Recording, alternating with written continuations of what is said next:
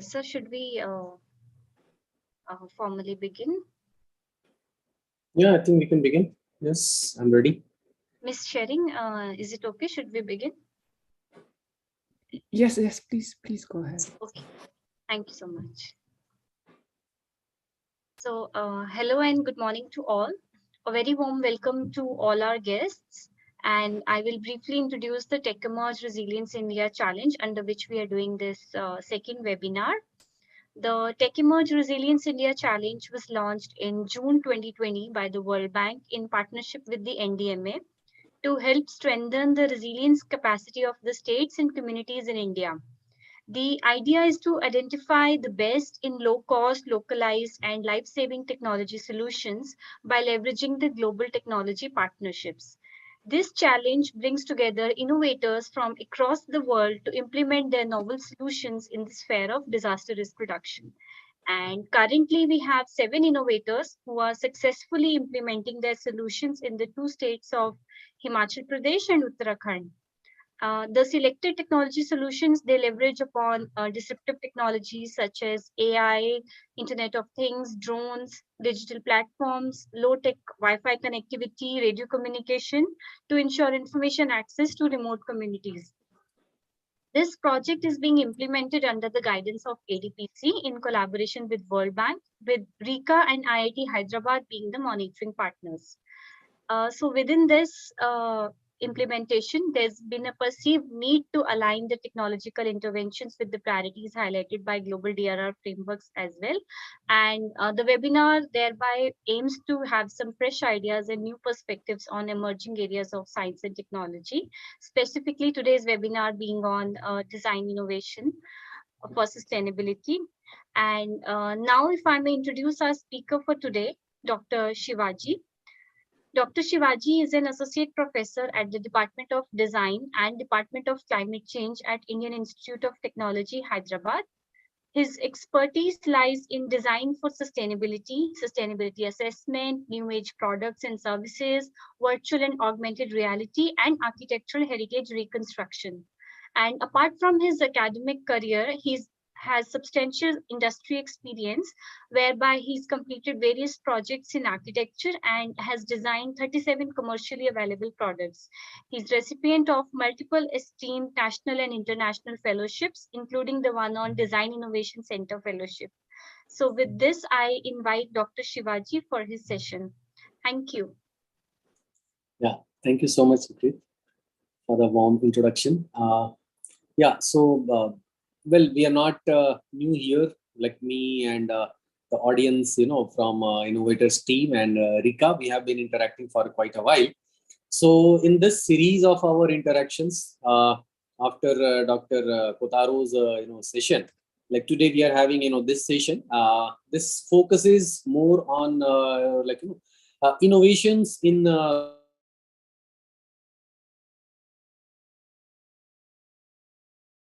social domain, includes in 3 major aspects: environmental, social, and economical.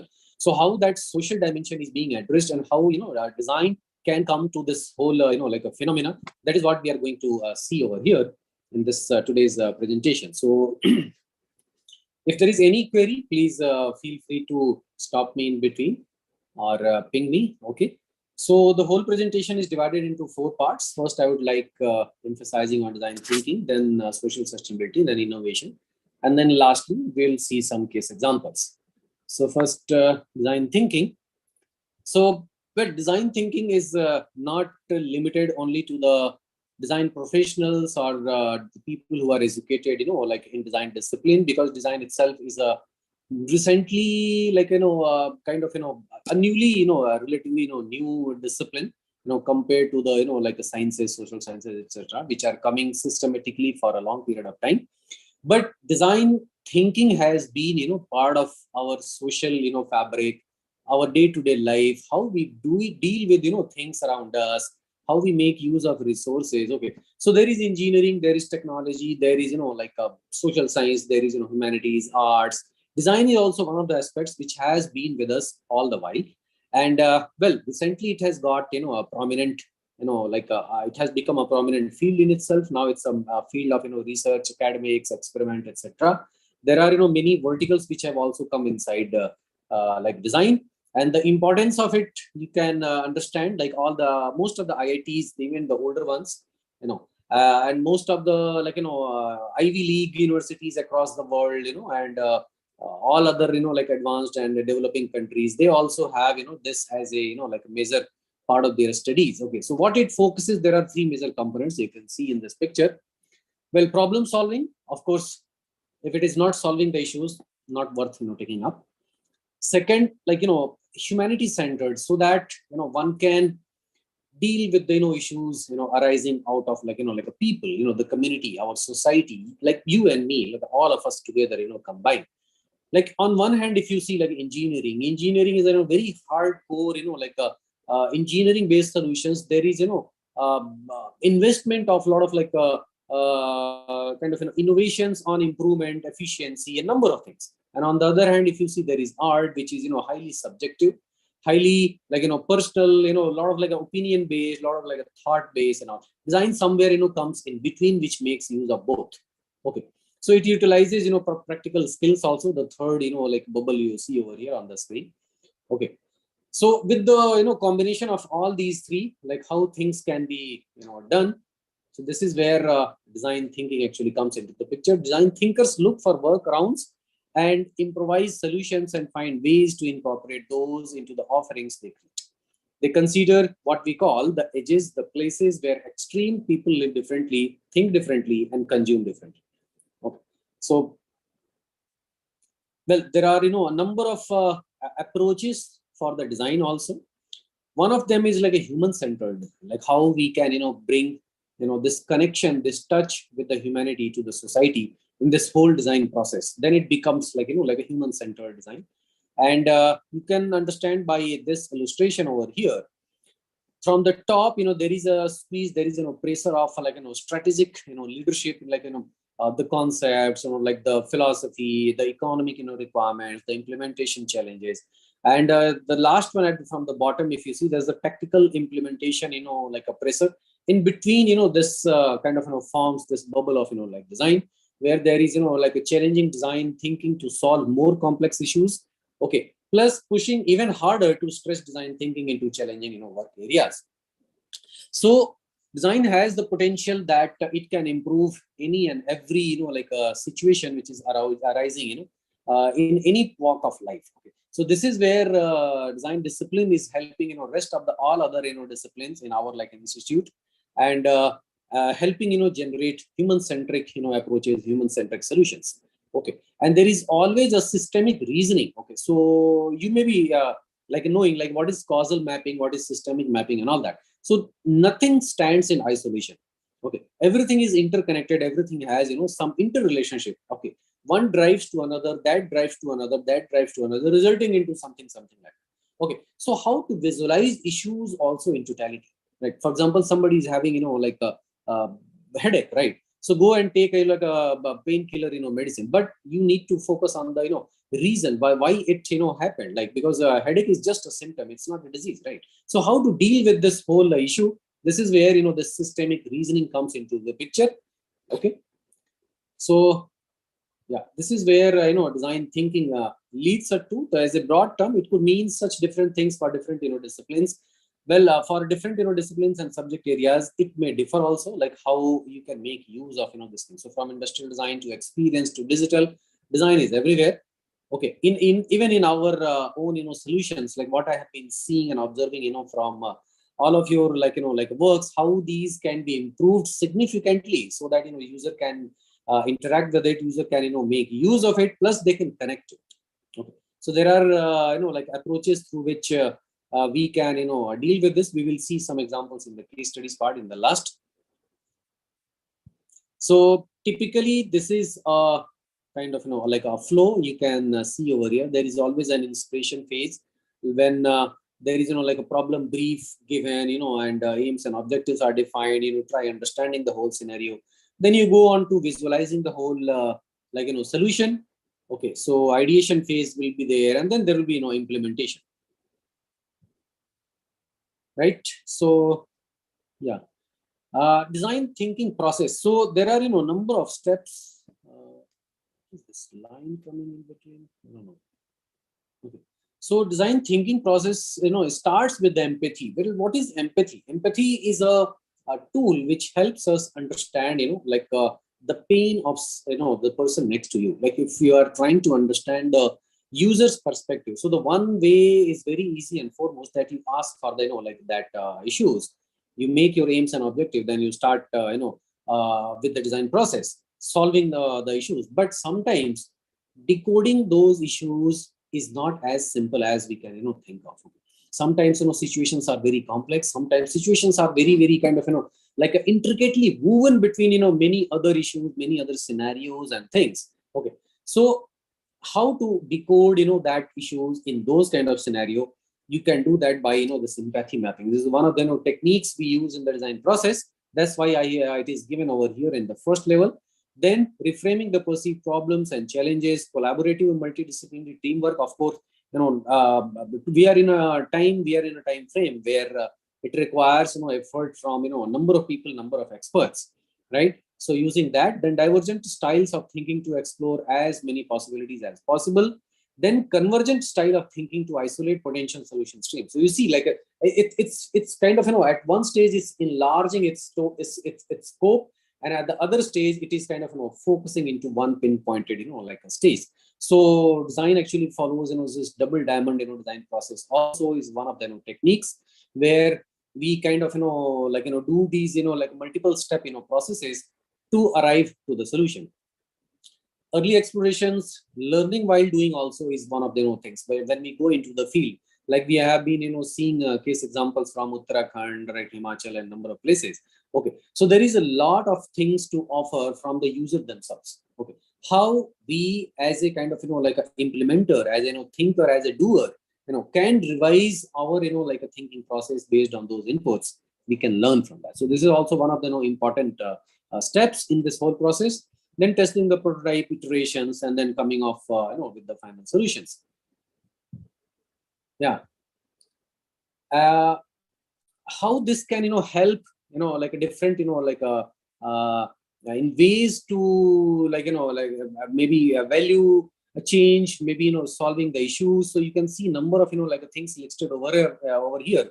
Well, this is not exhaustive. There may be even more, like redefining value, human-centered innovation, quality of life, problem affecting diverse group of people, scenario involving multidisciplinary teams, inspiration, etc. There are a number of steps. Maybe if you want, you can take a screenshot and keep it with you for your own like a future reference.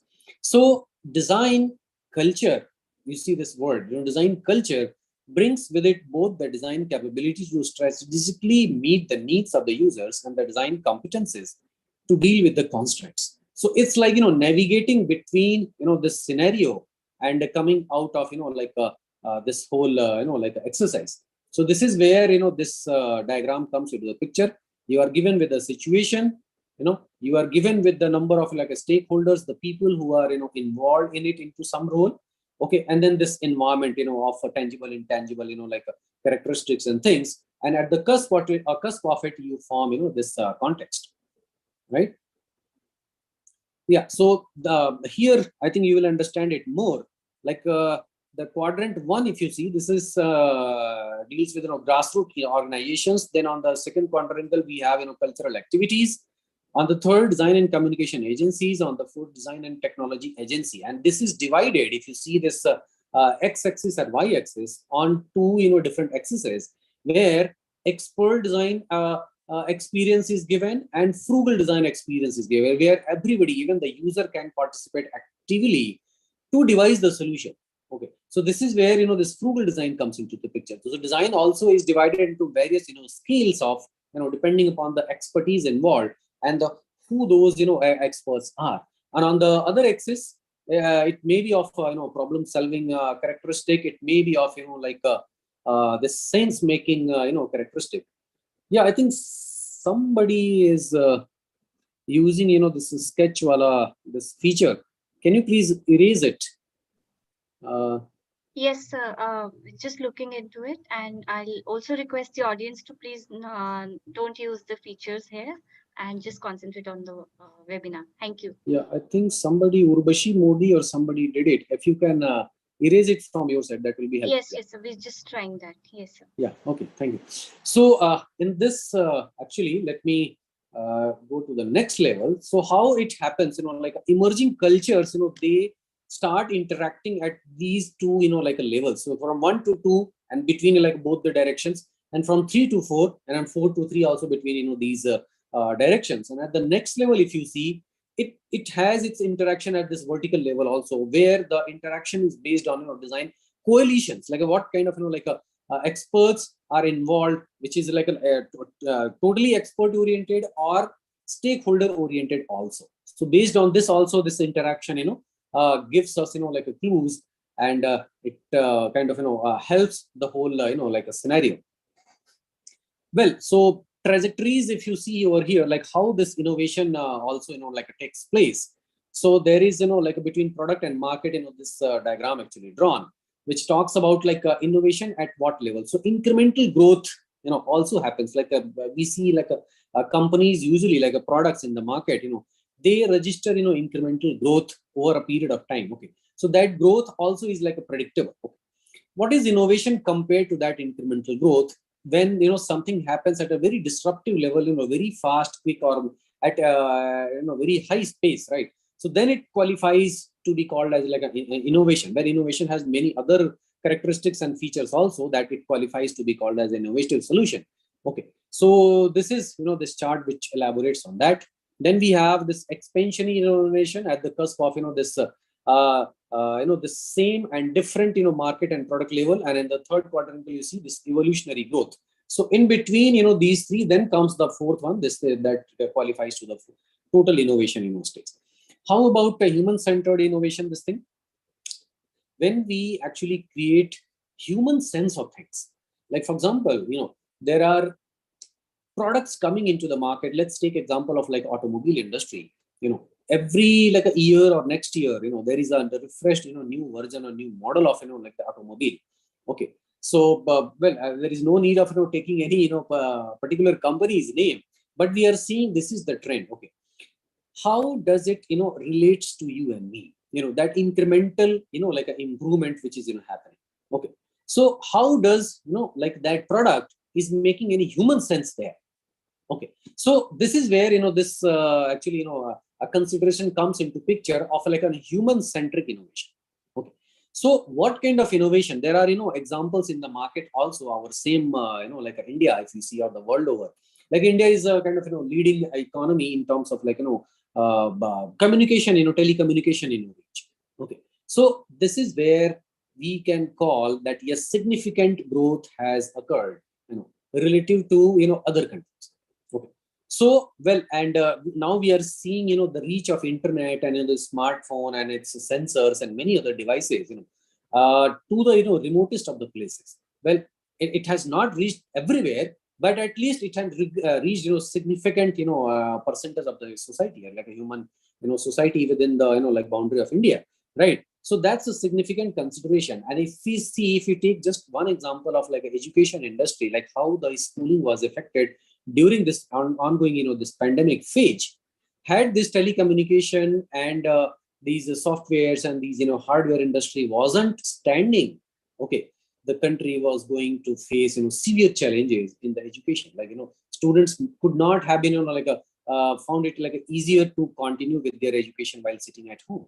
Had this pandemic stuck us like 20 years back, just imagine the kind of, catastrophe it could have caused in variety of, things. Like our which the jobs which we could still do while sitting at home, we could not have done that, right? So just imagine the catastrophe, how much it could have like damaged. So when technology and solutions start making human sense, then actually this factor comes into the picture, and it always visualizes this you can see in this last para, an intention, a desire, a need or yearning towards a better situation or state, and always thinking this thought of like what could be. Okay, so that becomes like a driver for this whole design thinking as a process. Let me take you to the next like a phase, that is social sustainability. Yeah, so to understand social sustainability, I think understanding social economy is, I think, comes first. It happens at this cusp. You can see there is a state like government, organizations and things. Then we have the market. Then we have the grant economy, and then we have the households like you and me. At the cusp of these four, and if the interrelationship between all of these entities, four entities, the social economy actually happens, and these are the finer details inside that. Like what do we mean by public economy? When there is public finance, there is accountability, taxation system, budgeting, exchange, public investment. There is like a labor, organizational forms, metrics and assessments, circuits of information. Then similarly, if you see all of these verticals, let me elaborate on the household economy, the last one. When it comes to the level of like a public spaces where it affects you and me, when it comes to our like a household like a level, and it affects you and me, when it comes to the new mutualism, when it comes to the social movements and stuff, then it starts affecting you and me. So we can experience these changes at personal level, at individual level, at our family level. Then we can relate it to the whole economics of the state also. State means like the country also, right? So this is where this interlinking, this connection actually takes place. And then how this social sustainability comes into the picture.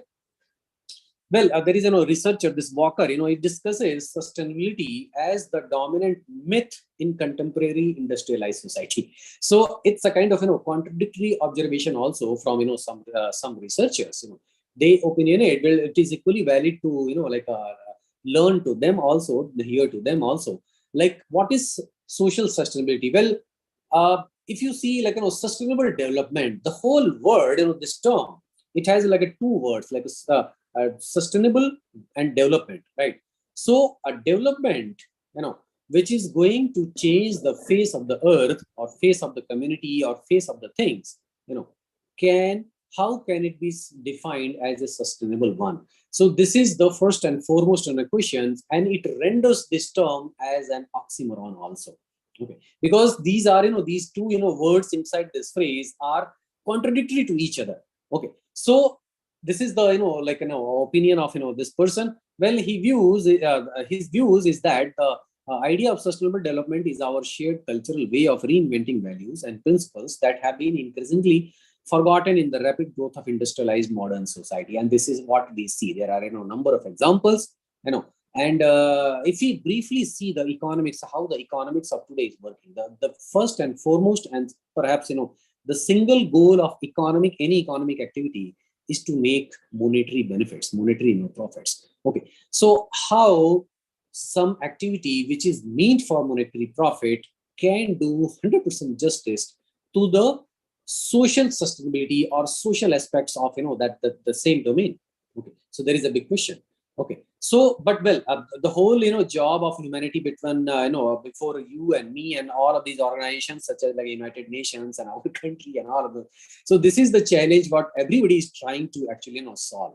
Okay, we are trying to solve, we are trying to derive those ways where these both can come together and work in sync.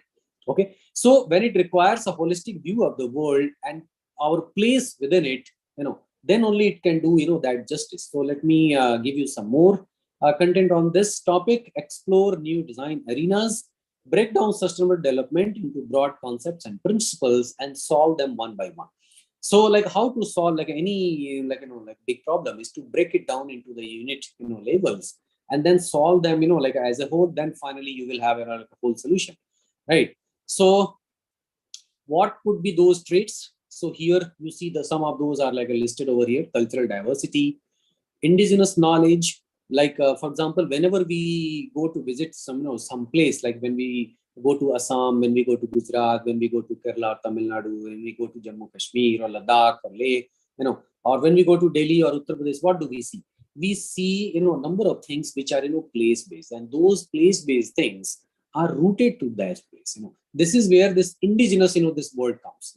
This indigenous word has direct relation to the given place. Okay, indigenous like things, there is one word you may be knowing, vernacular. Okay, so for example vernacular architectural styles, for example, if I mention, okay, those are place based styles, and there is a plenty of knowledge associated with all of those solutions. Those solutions have kind of arisen over a long period of time.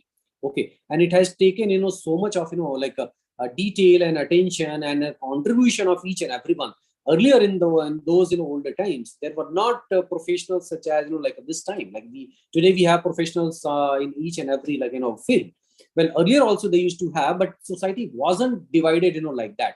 Almost any and every person used to have a number of sense to deal with things, and people used to construct their own houses by their own hands with the local materials, weave their own fabric, grow their own food, and things like that. Now all of these things are outsourced, and this is where the interdependence between the society, between the different societies had increased. And right now there are a number of examples of kind of not exactly war, but some disturbance is going on in some part of the world, and rest of all of the countries are facing the heat, right? You see, and the direct translation is the increase in the prices of hydrocarbons. Okay, so there is so much of interdependence now that it puts us into the vulnerable situation also, right? So it has direct relation with the social sustainability, like how these set of knowledge stuff can help create that capacity where we can deal with it. So there are a number of things where DRR and all is I think Dr. Ranit and all of you, Rika itself is very much expert into that. So how this actually design as a like discipline touches that DRR and other stuff is the a matter of discussion over here also. Well, there are some more stuff you can see. Yeah, so there are three main subcategories of social sustainability you can see over here. There is development sustainability, there is bridge sustainability, and there is maintenance sustainability. Okay, this is as per like this researcher. So what I why I found it interesting to discuss with you all over here, because it tries to break it down this into like a three levels, and how it prepares its approach to deal with the situations. Okay, is given over here. You can see the details on the right side: addressing basic needs, creation of social capital, justice, and so on.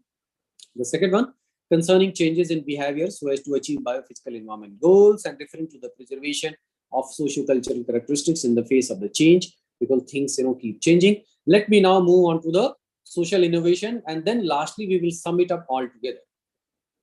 So the third important aspect talks about the innovation. Well, what is innovation? Innovation also carries a very broad like a meaning, and this is also like a kind of like a limitless. Innovation can happen at any stage from anyone. There is no eligibility criteria and no like superiority or anything of any person or any expertise. Okay, anybody can be innovating. You may be aware of solutions given by NIF, National Innovation Foundation, Ahmedabad. Okay, so they actually target like a grassroots innovators from across the country, and there are a number of innovations they have shown which are done by totally illiterate people, totally like a people who are coming from remotest places, farmers, ladies, women, even kids, school going kids. Okay, so it's wonderful to see. So innovation is limitless, innovation is actually boundless. So well, it comes at the cusp of these three. Well, again the question comes how the people are associated with it. Okay, so well, technology can help you with number of ways. But again, if there is no people's connect, okay, what to do with that technology, what to do with that in that solution? If somebody is not able to connect, if it is not able to find some meaning, make some sense out of like some person, some human entity, or even any other living entity, for example, like right now the world is trying to bring back its own balance, like ecological balance, like a UN SDGs, if you remember.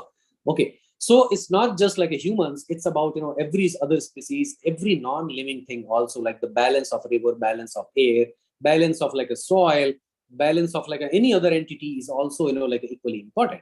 So here in this case, humans only choose whether to buy, adopt, or use those kind of ideas into some implementable ways.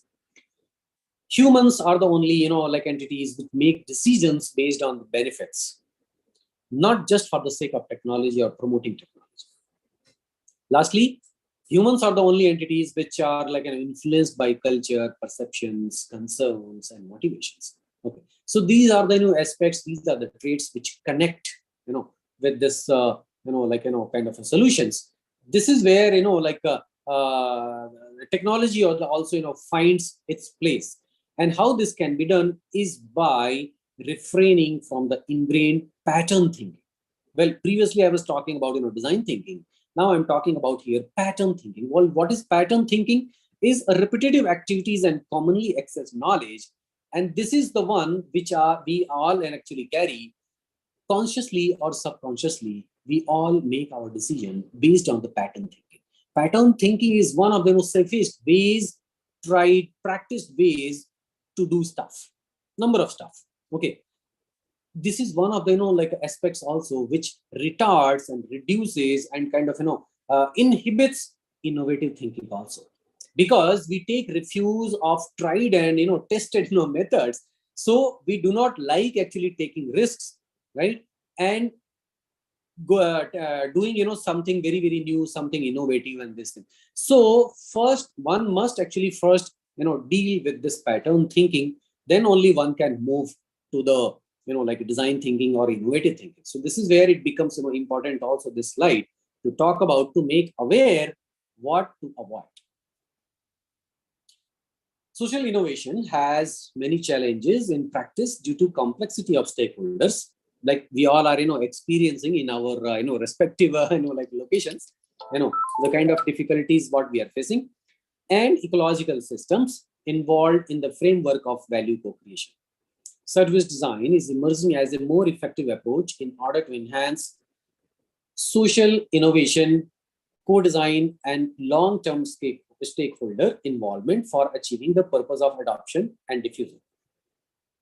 So maybe you can take screenshot of this slide for your reference, for your future reference. This is where a number of other stuff also get like born. Like you may be seeing this term service design over here in the middle.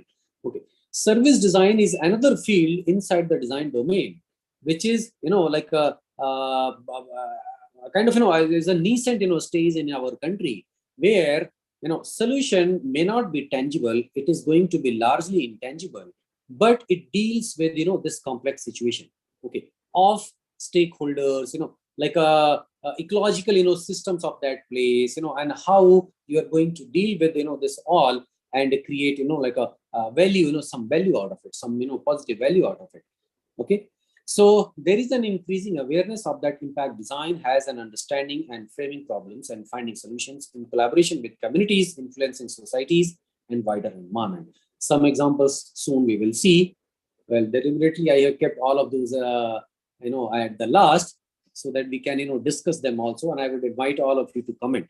Yeah, so social innovation, that is explicitly for the social and public good. It is innovation inspired by the desire to meet social needs, which can be neglected by traditional forms of private market provision and which have often been poorly served or unresolved by service organized by the state. Social innovation can take place inside or outside of public services. It can be developed by the public, private, or third sectors, or users and communities, anybody. But equally, some innovation developed by these sectors does not qualify as social innovation because it does not directly address major social challenges. So this is as per this Murray et al. This you can refer. But they can also be a principle, an idea, a social movement, an intervention, or some combination of these possibilities. So what qualifies to be called as social innovation? Okay. It is very important to understand, clearly, those aspects. So you see, this this word, diagram, this. So there are certain characteristics and some clusters, 6 clusters you can see over here.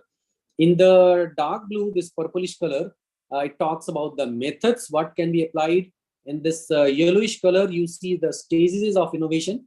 And this light blue, this indigo kind of color, you can see strategies, structures, and tools, for social innovations. So if you see the first one, co-creation, surveys, user research, generative paradigms, new knowledge, learning through collaboration, problem prompted innovation, community assets, waste assets, process mapping, all of those actually are the part of those processes, design processes, which help in social innovation. Okay. In the second one, if I see like a thinkers in residence, like sometimes organization and countries, they employ like a think tanks also, right? Their job is to sit and ponder and brainstorm, right? Visualize, foresee things, right? Propose solutions, propose wacky ideas and things like that. This is how actually things happen in a long term, right? And there are, many other ways through which, these things can take up. To sum them up, how it works at, these four, different scales, like at an individual level, like you and me, that interpersonal level between you and me, to the organization, to the inter-organization, and to the whole systems level. Okay, and likewise, it gets, it's a terminology, right? So I will move to, here. So at strategic level, at tactical level, at operational level. So innovation can take place at, multiple levels. Organizational strategy, if you see on the right side, promoting the formation of local productive systems, using the credibility of partners and local social actors. Process strategy, like in the second one, if you see on the right side, stimulating the creation of new ventures through lectures and workshops, promoting gradual behavioral change and engaging in new generations also, like how the, many of these stuff is now being taught to the school children. Earlier, they were not even part of the college, like a syllabus. Now these are being given to the school kids, because what is being observed in the recent, years and decades is that the new generation always, is a little, ahead in terms of, like a thinking abilities, and capacity and all of that. So if you train them, earlier, for example, when I was in college, this computer wasn't even a part of our, like a curriculum. It was there, but as a kind of, additional thing. Now computing is being taught to the, school children, beginning at the, the elementary level, right? So definitely it's going to improve, things, and things are going to change in a much, larger way in the future, right?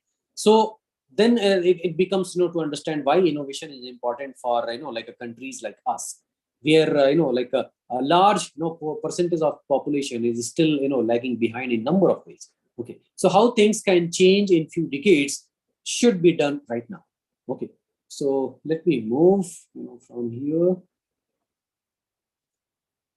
Yeah, so you see on this sketch, I'm sure, like, all of you are aware, at least who are from India, this movie, this Padman is a, this real life, story of, like a person who developed, these sanitary, pads for, women, which is, like a grassroots level, like based innovation, and it cost, like very little, and it is very easy to make, manufacture, and distribute at at any remote level or rural level.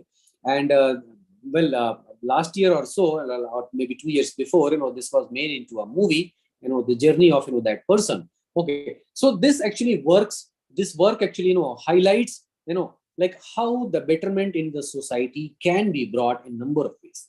Okay, this is where, this statement comes. The betterment of society is not a job to be left to a few. It's a responsibility to be shared by everyone, right? So again, emphasizing, it's not limited to just, a set of people. Well, so this, framework you can see for this 4I: state of ecology, economy, and society, that sustainability in a nutshell. Social needs, strategic approaches, techniques, fulfill the needs, people, society, culture. Finally, reaching to the last one: strategic approaches and techniques.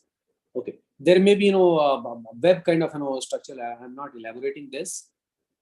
I think I'm running out of time, so I move. I still have, significant number of slides to cover. Okay, a number of, like sectors can be touched from here, like food, clothing, like education, health, infrastructure, and all of them, right? History, I think you all know, so I'll just skip that. Yeah, social in progress social innovation, journey. This was given by, this is lab, from Milano, Politecnico di Milano. So I'm just using, one of their, this slides, where it talks about, like this, stage wise, this process, where it progresses, from level one to another, to another, to another. Okay, so you can see, maybe if you're interested, you can take a, screenshot of, this slide.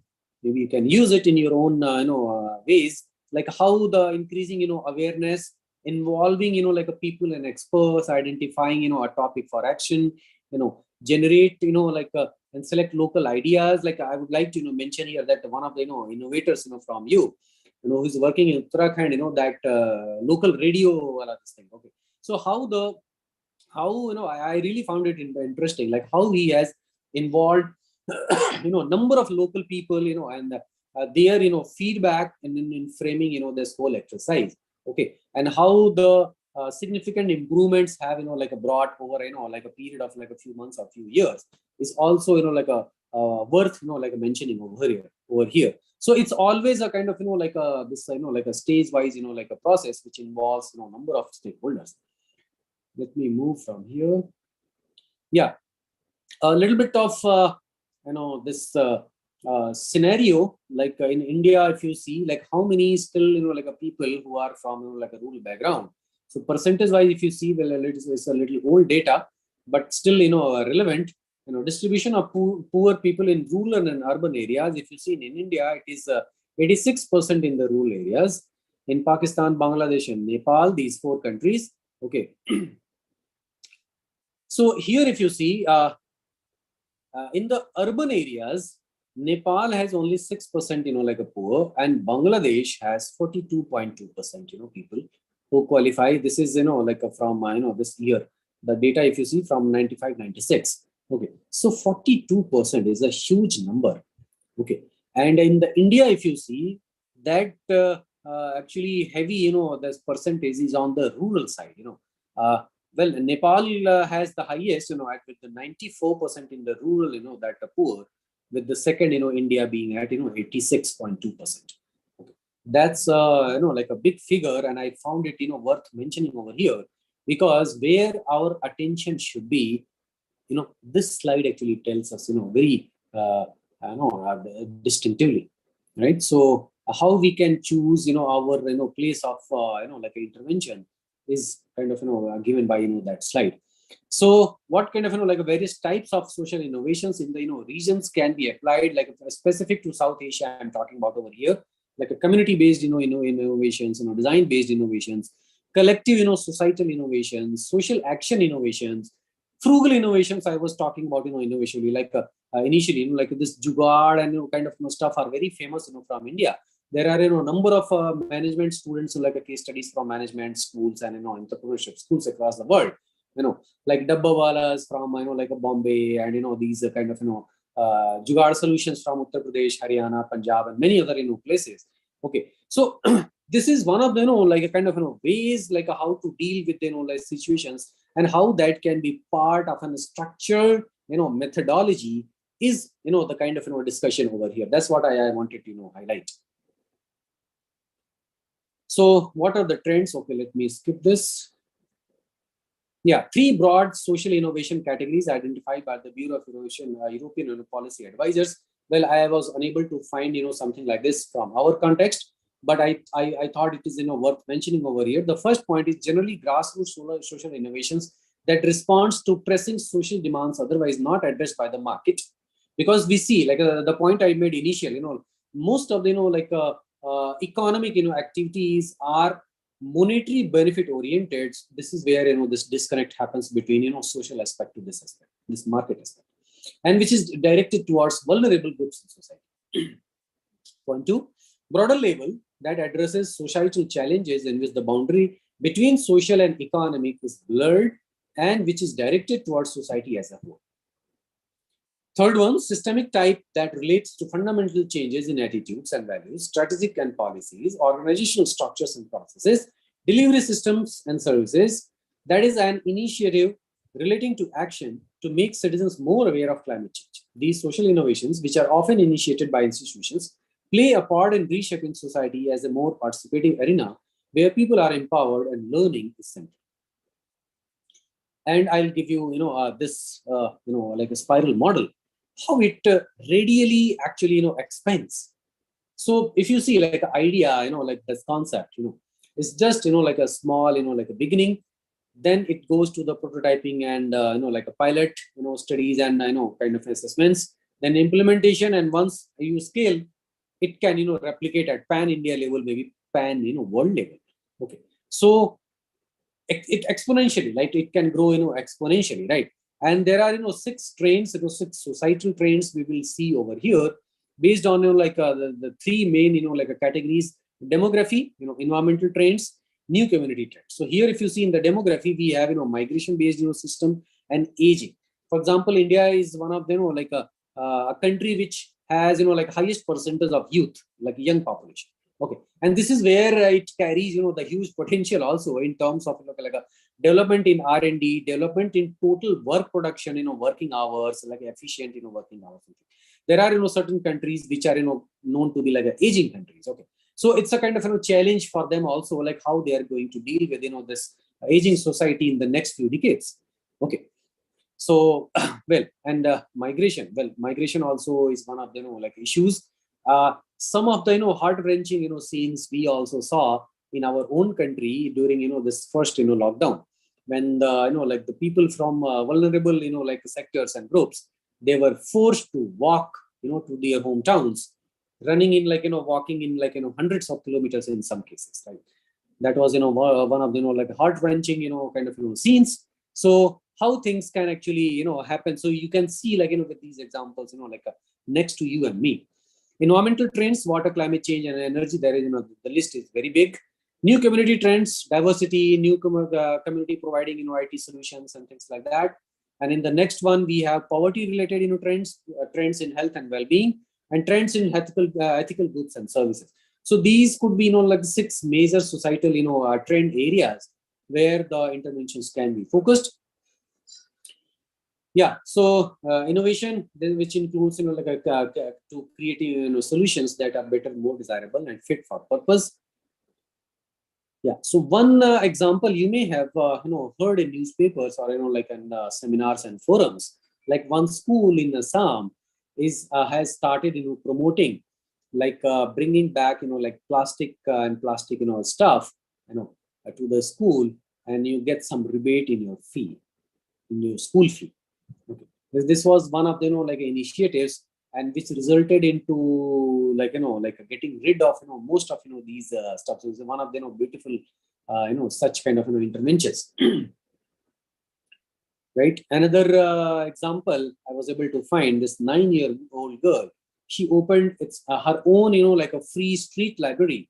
Okay, for like a children like a not so advantaged like a children close to her. This also was became quite famous. So yeah, so now let's see some case examples in different like scenarios. Project 1. Well, the task over here is to observe Earth hour. Like Earth hour we have just observed in the last week. It comes every year in the last I think week of the like this month of March. I think on the Saturday or something, right? Saturday or Sunday we observe this Earth hour every year. Okay. Well, we observe every year, and then we go back to our like a usual kind of like a behavior, right? Whether to care or not, it doesn't matter. Right? How this, like can be brought to a daily habit? If I ask you this question, like how will you be able to do that? So the objective over here of this assignment is to sensitize and create awareness among the society at large. Because there is, largely, things are under control, but things do not happen because of, like a surely, like a or purely, like a manual, like lackings in their abilities or lacking in their behavior and things like that. Like the biggest example is this plastic waste. Everybody knows that this problem can be solved, but since it's a collective issue, well, nobody feels personally responsible for creating this mess.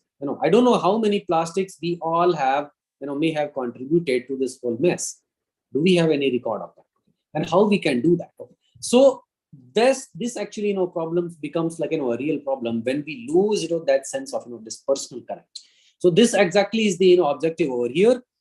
How to realize optimal use of like a limited resources, save energy, environment, and economy. So the methodology you see on this slide is to collect information at very small level, like few households. Keeping few households as controlled, do not change their pattern of energy consumption, to keep them as base case. In remaining like half, you observe Earth hour on daily basis. Okay, it's a very like a doable kind of thing if somebody agrees to intent, right? So just choose like a 1 hour on a daily basis, and record the observation, for 1 month and see the kind of, changes, and you see the expected outcome. Well, a small change could lead to big savings of energy and economy, thereby saving the environment in a significant way. Because things have grown, exponential in the last few decades and or maybe a half a century, right? And now it looks like it is going on out of hand. But still, it can come back if, first and foremost, well, you may be aware of like a different R's, like recycling, reusing, all of those things. I think among all of those R's, rethink, that first R, comes the first and foremost. If we rethink our own behavior and things, there is a lot where one can contribute.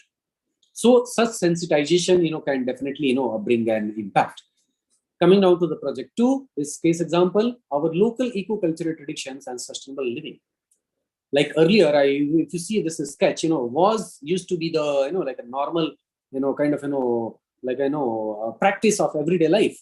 I remember my own family, my own mother, she used to feed these cows and dogs and many other things on a daily basis. They were also part of our morning breakfast and dinners, before and after. You feed cow first, before taking the dinner, and you finish your dinner, you end your dinner by feeding the dog, right? So, but now it has taken a different kind of like a pattern altogether. Now that's become a dairy industry. Now there are no cows anymore. Yeah. So society has changed quite a lot. Okay, so well, not necessarily one has to go to like at this stage, but how one can still break those notions, these those value systems in their like everyday life. Now is the objective over here to come up with the innovative ideas for making existing tradition practices sustainable, because why they were that shape also carries a lot of bearing of like hundreds and thousands of years why they were in that kind of like a shape. Okay, working out strategy for benefactors and beneficiaries must enforce 3 arms of sustainability ACs. Methodology, well, first of all, you identify those, then you relate it to certain like things next to you, like biodiversity, like natural resources, like other elemental things like air, water, etc. Then collect detailed information, then access evaluate in pros and cons in today's social context and scenarios. Okay, and then you devise your ways, like how this can be done into like a multiple ways. It may differ from place to place. Some places may not be even possible, but some places, of course, it can be possible to a certain extent, a good extent. Well, expected outcome. In the present example, organizing the unorganized sector would make the venture sustainable for everyone. Because things have actually gone from individual or community owned to corporate owned. Well, corporate owned stuff are not wrong. I'm not denying that. I'm not putting it that way. But once it is like community owned, the responsiveness to the society and connect will be more, because the motto, the aim over here may not be purely economic only. This is where it becomes like a different. The third example, rainwater harvesting. In this example, of course, you see the objective is to understand this concept, understanding and helping water, groundwater recharge and stuff, and how we can make use of this water. Okay, so how this can be done? Of course, at school level, if we involve like our school kids, to inform, insensitize them, bring this whole thing in a systematic learning material. Of course, they will get to like understand this. Expected outcomes. This saving, once those kids and children are going to grow, of course they will carry forward those notions, those like knowledge systems. Fourth example, formation of a book bank in a village. The objective is to reuse, recycle. You see number of those R's, because individually owned resources. Earlier it used to was practice, like once a set of books is born, okay, is bought, actually is going to be used by the next generation and next generation also, unless they are totally torn and kind of they become like a useless. Okay, nowadays actually syllabus is changing very fast, like And number of things every year schools are forcing every kid to buy their own set of things, new books and stuff. Okay, so how this whole waste is kind of increasing. Okay, so is there a way you can think of it? It seems so regular now, it is so ingrained that it is very hard to think something out of like this. This is where this out of the box thinking comes. We are so ingrained that the moment I put up this challenge, we feel like like we are in a box. There is no other way. This is the only way. This is how I'm going to give books to my child. Everybody is going to give their books to their child, right? So this is where the challenge of innovation comes into the picture. Methodology. Well, carry out an assessment in every scenario. I think one must do that, because that site specific clues are very important for building that context and for the solution. Okay, collecting those kind of stuff and those books and resources, and creating this mechanism of self exchange, and this whole mechanism. Well, outcome, children will learn different methods of preservation of their resources, not just books. Maintenance of books, maintenance of resources, how to take care of stuff, learn how to share and make optimal use of limited resources, managing and handling their resources, not just books. Practice may act as a boon in terms of source for knowledge, and for the underprivileged. It may contribute towards reduction in the rate of deforestation. Well, you can imagine the kind of like other cascading effects. There are millions of and billions of books being sold every year. The fifth one, healthy food initiative.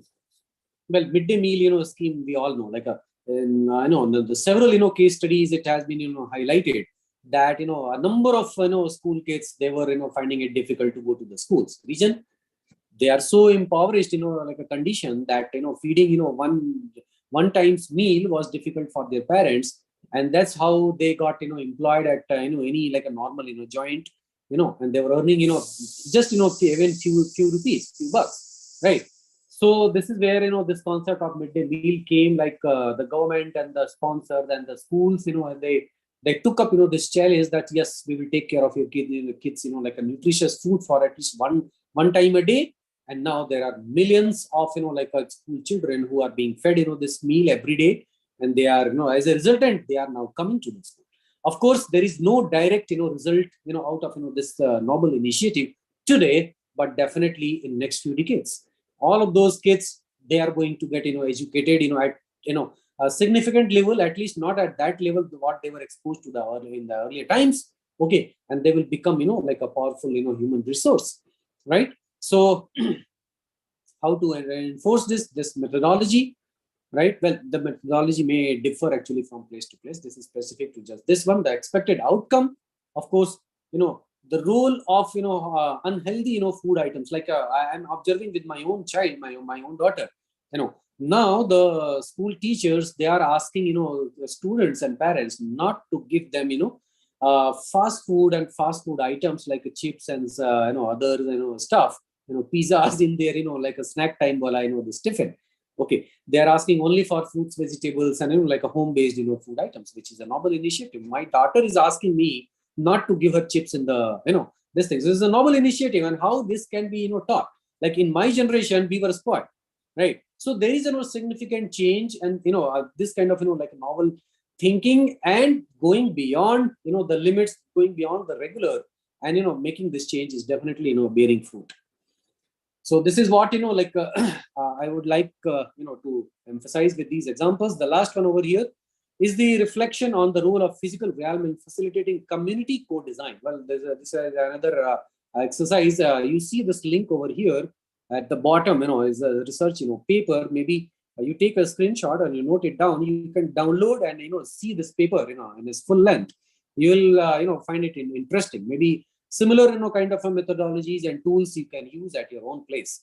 Okay, so here the emphasis was to like social sustainability requires analyzing the symbiotic relationship of people and place. Place is considered an essential aspect in shaping social identity, identification, and cohesion. Okay, so this paper actually revolves around this one. So some of the aspects of it, like a failure to create an inclusive design, limits usability, reduce user satisfaction, and often requires adaptation to the original design. Need for retrofitting Finally, failure to acknowledge the importance of details such as acoustics and thermal. Well, depending upon the like application, like how you can focus on the the details. Some critical elements: close working between the stakeholders, practical training sessions, close license, good attention to details in fixtures and fittings and everything. Integration of like accessibility, like universal design, design for accessibility. These are the latest things which are added to the pool of this bigger domain, and these are helping. Okay, this toolkit I would like to share with you all. You see this link given over here. Please take a screenshot or note it down and download it. Well, this is specific to design and construction industry, but it offers a number of clues what you can make use of when you are considering like some aspects to deal with the inclusive design.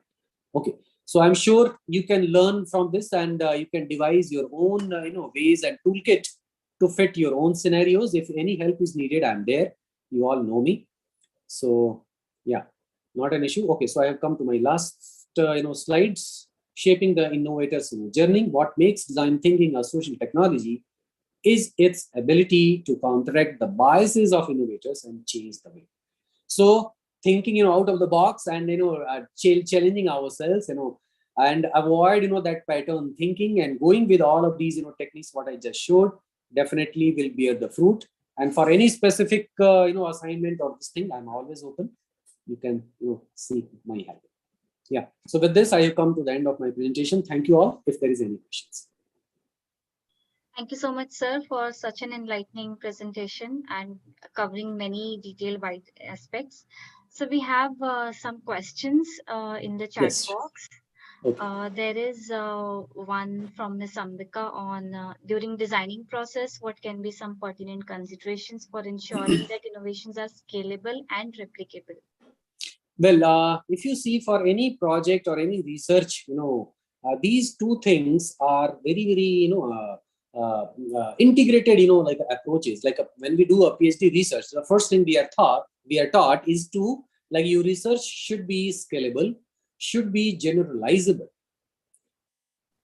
This is where, the connect of people again comes into the picture.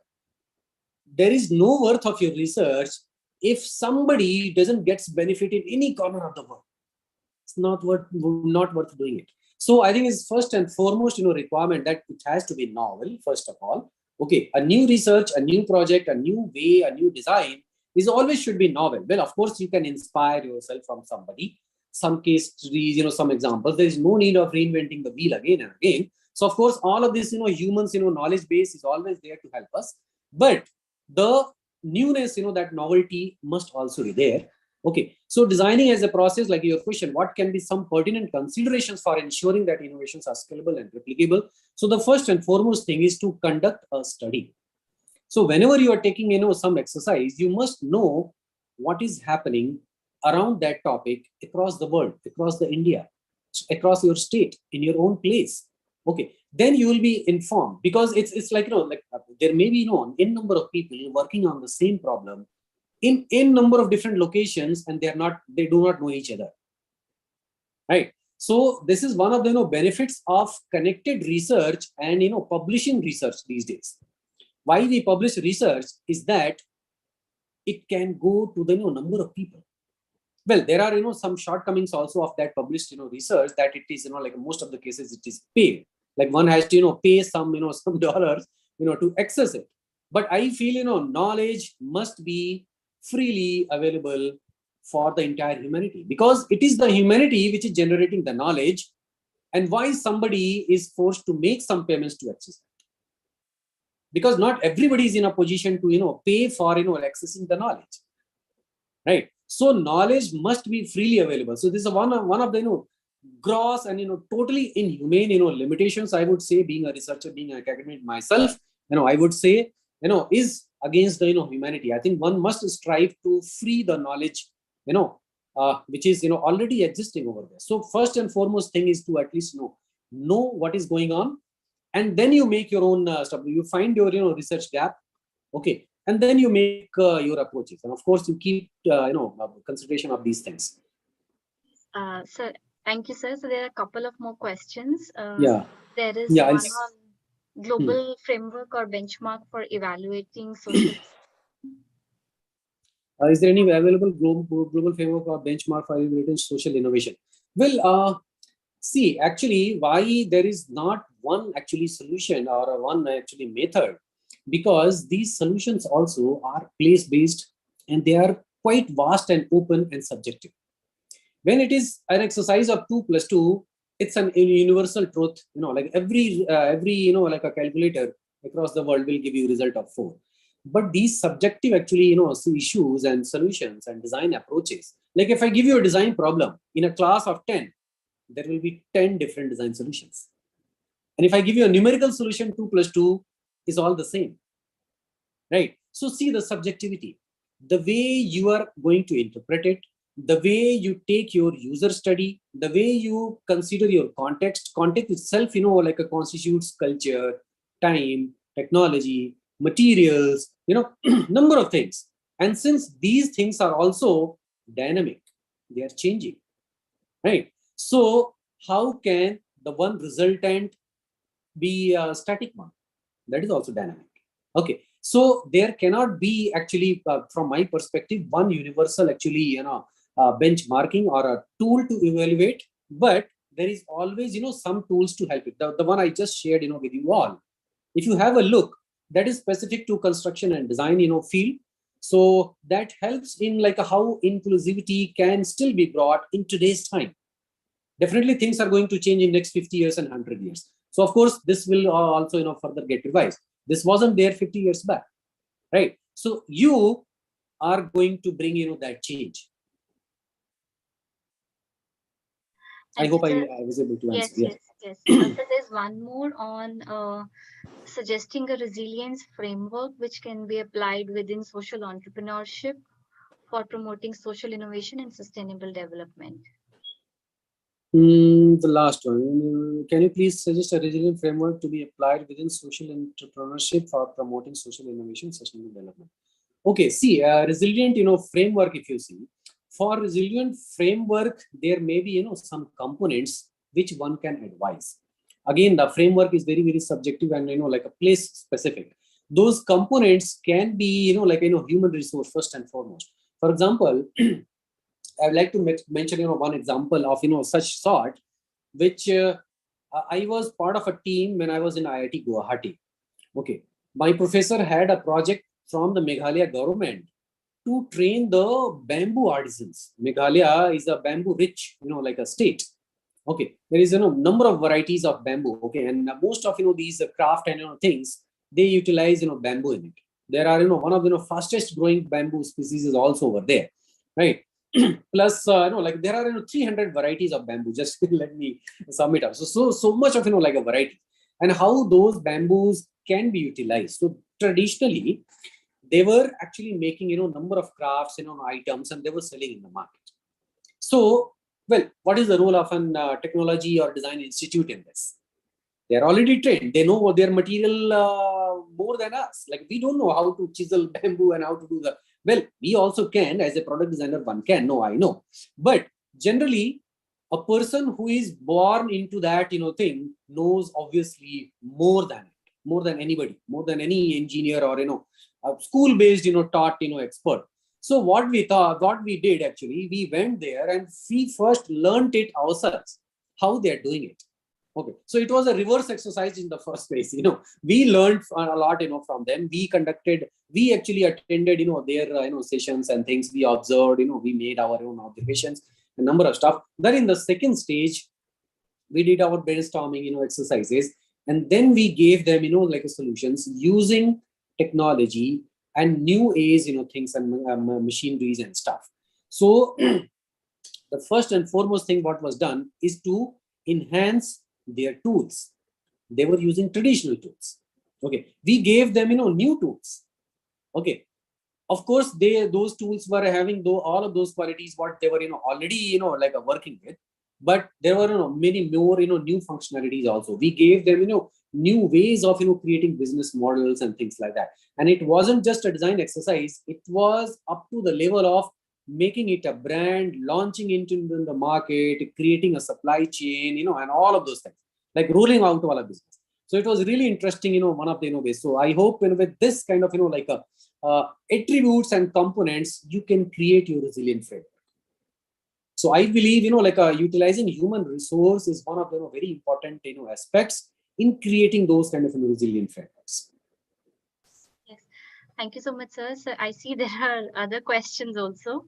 There Yeah. is one from Ms. Tanaya on social sustainability about in Assam. She's given an example that where a bamboo, mud, and local material is, but because of development, these kind of houses are no longer built.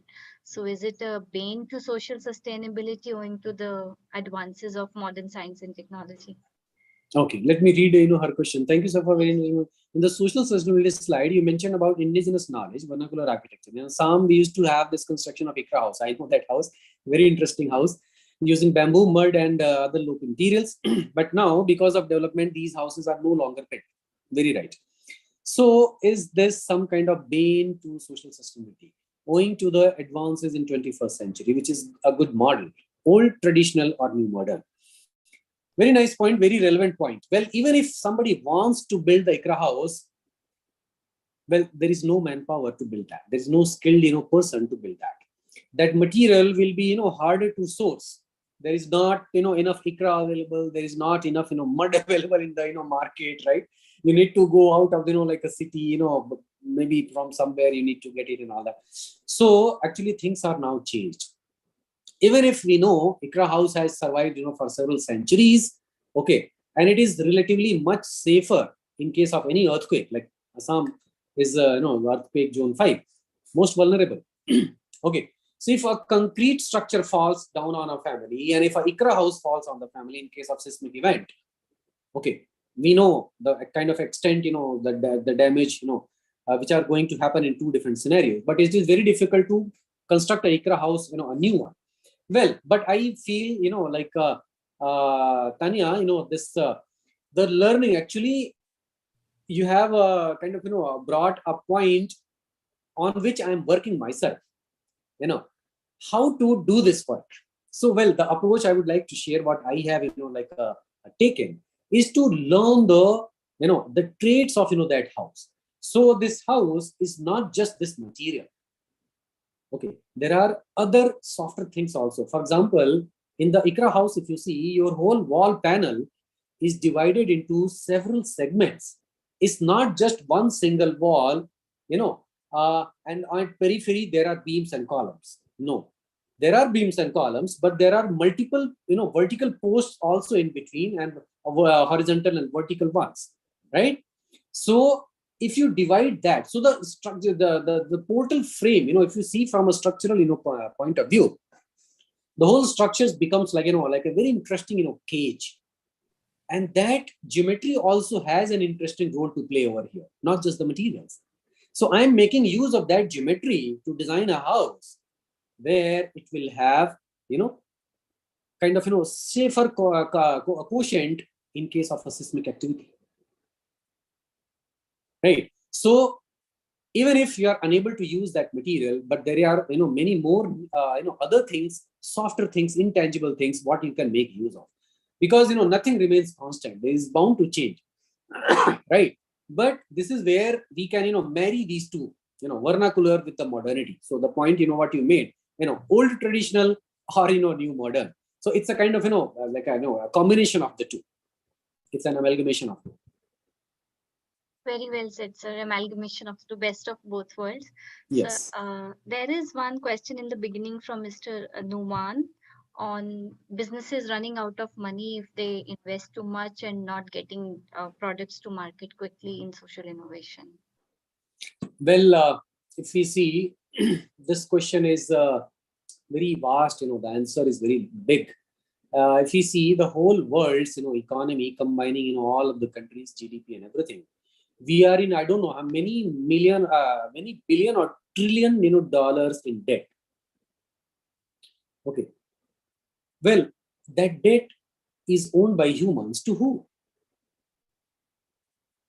Okay. So if you see, it's not the that this time, in this year or in this century, humans are living on this planet. Humans are on this planet for time immemorial, thousands or maybe in lakhs of years, not so much advanced and developed, but they were there, right? How they have survived for such a long period of time? What went wrong the moment industrialized world came into the existence? This is a very big question, and that question is threatening this whole planet, the existence of not just humanity, all of the species, all of the non-living things on this planet. I'm sure things have gone horribly wrong somewhere, and this is where I see the moment we prioritize economics over society, it's not good, because any economic activity doesn't bother us about any damn thing. It just bothers about economic gain. Look at a sugar factory, look at a cement factory, look at any leather industry, look at any of these industries. There is so much of like a after effects. There is so much of like a pollution, or so much of like a negative impact they are causing. Of course, they are adding this pharmaceutical industry. They are giving us medicines, life-saving medicines, but they are taking the life from the other side. That balance is actually missing in this one. So it's not just the point of money over here. Money is nothing. Money is if somebody is dying, money doesn't make any sense. If you see, even our scriptures talk about, like Bhas Govindam, you may be knowing. The first para in that Bhas Govindam poem is about the money. What are you going to do with all of this wealth if you are about to die? That pokes us actually to look back. Well, what happens in our race of studies of technology and engineering and management, we are forgetting the arts and humanities. And you may be like aware, in the last few years and few decades, IITs have now introduced liberal arts and these subjective disciplines also in our premises, and which is very, very important for every engineer or for every technocrat to understand the relevance, the connection with the humans. And that is the point I wanted to make over here. The first and foremost, that the human sense. I hope I was able to answer it. Thank you so much, sir. And there is one last question that we'll take from Mr. Vipul. He is talking about whether social innovations always have to be product-based or they can be service-based also, and how to differentiate social entrepreneurs from civil society organizations. Okay. Well, so see, solution is a solution. It doesn't have to be a product or a service. I'll give you one example. For example, washing our clothes. We need a washing machine. The moment I say washing our clothes, the ingrained thinking gives a simple solution. Look at the Amazon or go to the market, buy a washing machine, problem solved. But there is another aspect to it. The moment I introduce sustainability into it, there are a number of things. If you look closely, a product, any product is designed for a certain period of life, certain time frame. They usually give some warranty, right? That's the official statement of that company, that my product is not going to give you any issues. Well, it can, but ideally the company's assumption is that it's good enough that it may not give you any issues in that warranty period. After that warranty period, also there is like a significant period out of which you can utilize like a service, spare parts and things like that. You can still make your product running. There is a time which comes when the company stops giving you services and spare parts. Now your product is gone obsolete. It's a technical term, a marketing term, obsolete. Your product is now obsolete, outdated. You must replace it. There is no other way. But if you see it from a service perspective now, what is needed is washing the clothes. And for that, I may own a washing machine or I may not. But what I necessarily require is washing the clothes. So if I decode this problem into a unit of satisfaction means I just want to wash my clothes. And if I pay you like $100, and if you own the machine, I'll pay you for the per charge, per like a washing cycle. the ownership of that machine lies with the company itself. What will happen? The design of that machine is going to change differently, totally. Since the liability of running that machine now lies with the company, company would try making the same machine in a product which lasts longer, which creates less issues, which doesn't desire so much of service or spare parts and things like that. You see, two different all together like a scenarios with one problem. So this is the approach of a product-based approach or a service-based approach. Now it is up to us, up to our society to choose. So if you go to the Western countries, you will find these laundry rooms.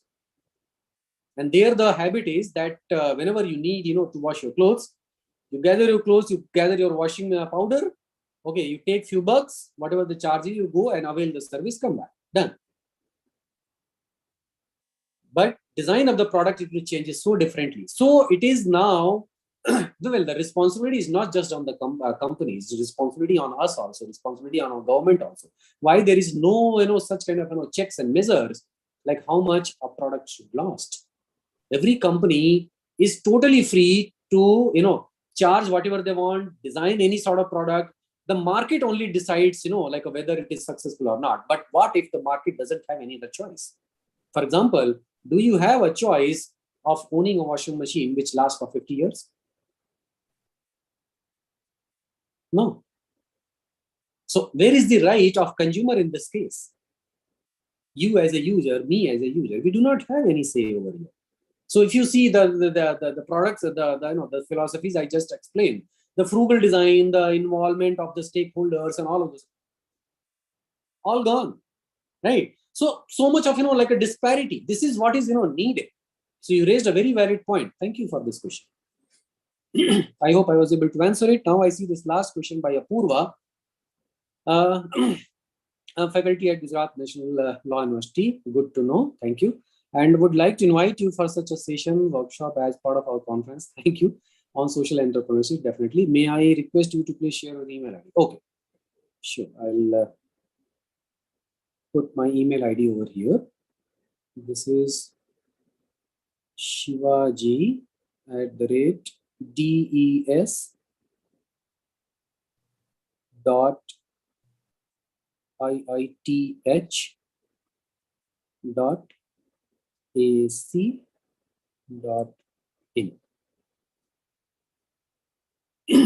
All in small.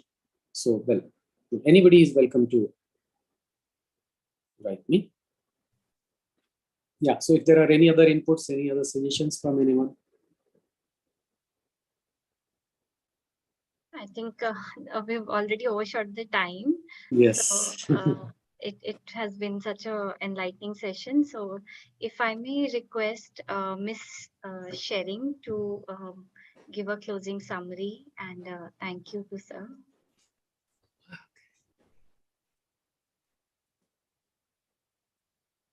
Thank you, everyone. Thank you, Dr. Shivaji. That was very, very enlightening for me as well. I think today's topic on design thinking, especially the concept of design thinking as a social technology to solve complex issues in the social domain, using all of the methodologies that I do just have one question, if you'll allow me, and Dr. Shivaji, if you will also, this can come via email as well, so this is okay. So my question is, I was especially interested in the reframing of the challenges and issues that we see in the social domain, especially in terms of reframing the social challenges. It reminded me of the MIT executive director on their leadership program, Greg. I think his name is Hall Gregerson, who said questions are the answers, and that's what came to my head. And in doing that, in identifying the solutions, the innovativeness, the creativeness in that. is there a way that that you have in your design in this system of social thinking, so that whoever stakeholders are going into that creative process, social innovation, can ask the right questions? Is there a way? I mean, is there a sort of a methodological pathway for these stakeholders to do that? That's my question. Okay, so yeah, thank you for that question. I think it's a very kind of amazing, like a thinking when one questions things, because as you rightly put up, questions are the answers. Okay, this is a very philosophical, but asking questions takes a lot of effort, plus it takes a lot of in-depth knowledge about the subject to put up the question first. And once that is done, the answers can be actually sought to the larger extent. One thing I teach to my students in my design classes, to deviate them, to move them away from this ingrained pattern thinking, is to question themselves, why not?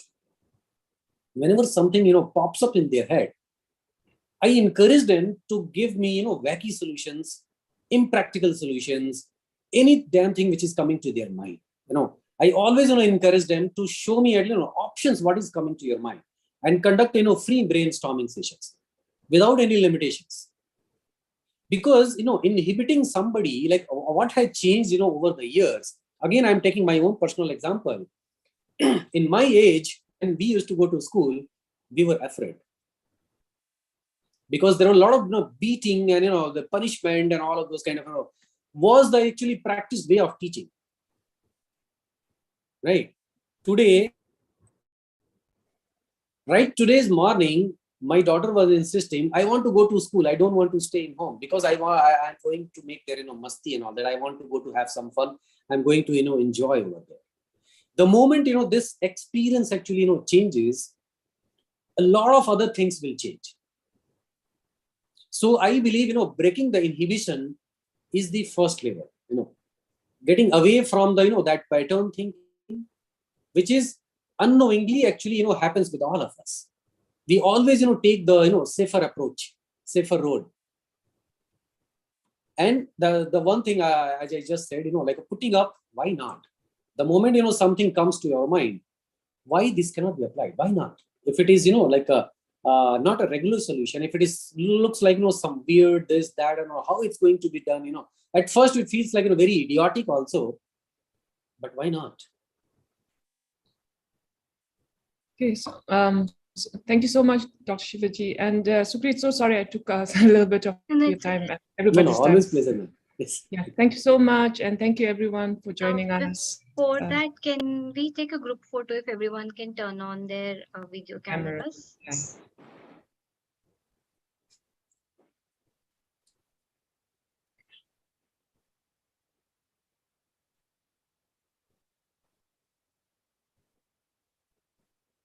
Will somebody, Vipul, will you take?